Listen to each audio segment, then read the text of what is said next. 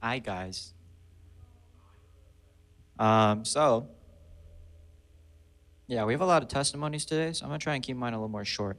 So instead of sharing everything today, I wanted to share a little bit more about how God kind of molded me into the leadership place, I guess. And so today, I'm gonna just be sharing how I grew up and how God has been kind of molding me to be what it means to be a leader. And so I remember in eighth grade where in my old church, I took a discipleship training, good old DT was what we used to call it.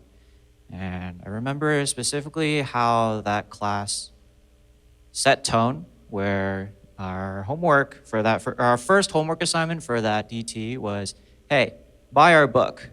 It's called, what was it called? Help, Help, I'm a Student Leader by Doug Fields.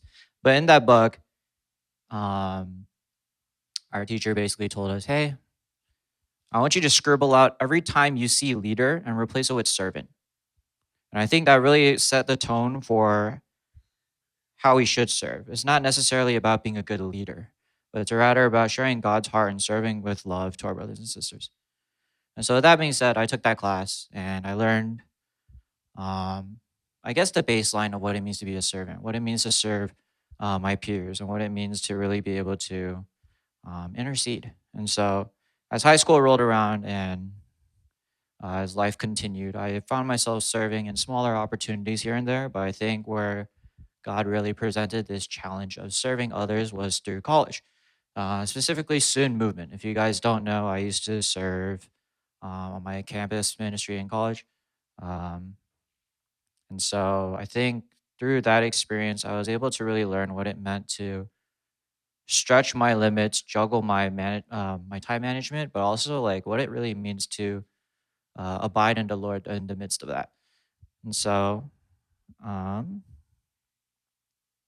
yeah, and so in the span of 2 years, I somehow ended up being the student representative, and really leading everything from the logistics to planning to um, like even like spiritual needs. I found myself being the head of that, and that was a big burden that I found myself having. But I think as I was serving, I found that God has placed that spiritual gift um, in my life. That being said, I think that got to my head.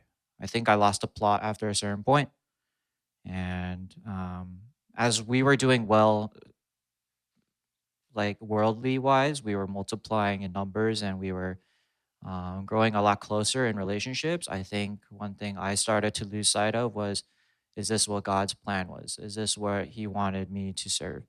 And so I think a lot of the time during the last 2 years, I found myself leading out of my own strength, out of my own knowledge, what I thought was right.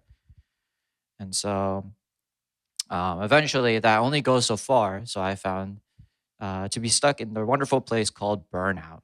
And throughout that burnout stage, I think God uses that. And I think that's how He used me. I think while I was struggling with myself and I guess the morals of what I thought was right and surrendering to what God um, wanted to use me and how to serve, I think He saw that. Um, I think He showed me I had a lot of pride. I think I had a lot of pride in what I was able to do. Um, and I guess taking credit for that for myself.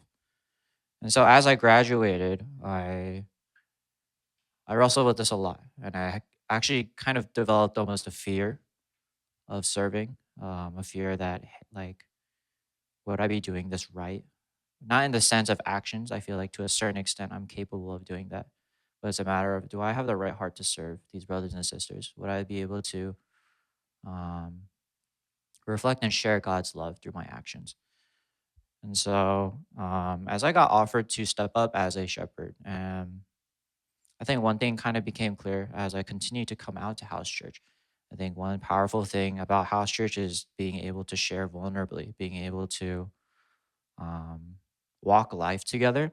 And I think as the brothers and sisters started sharing around me, I think my perspective started to shift where I just saw them as my peers, but rather as people I can really pour into. I continued to ask myself, Lord, how can I pour onto them and help them to seek you in the midst of their busyness? And so as things started coming around, I think I realized my heart it doesn't matter how I present myself to the Lord. It's a matter of being present and letting the Lord use me in the midst of how I am. I think it wasn't necessarily a matter of what could I do, but it's me trying to shift my perspective to how could God be brought into that picture.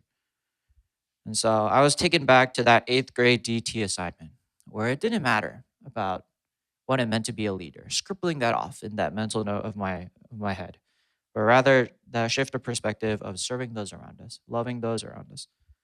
Um, and I came to that point in my life where it wasn't about presenting myself on a silver platter to God and making myself the ideal person I wanted to be before the Lord, but rather I was taking that mess, that hunk of confusion and pride, and still bringing that to the Lord and letting Him use that.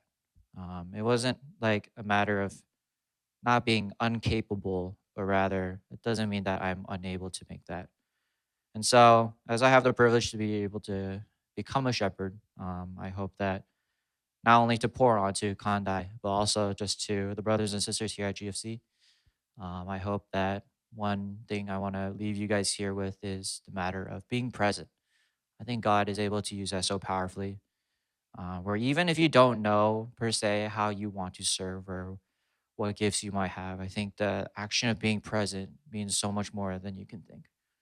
And so, yeah, thank you for this opportunity. I hope to serve you guys as faithfully as I can.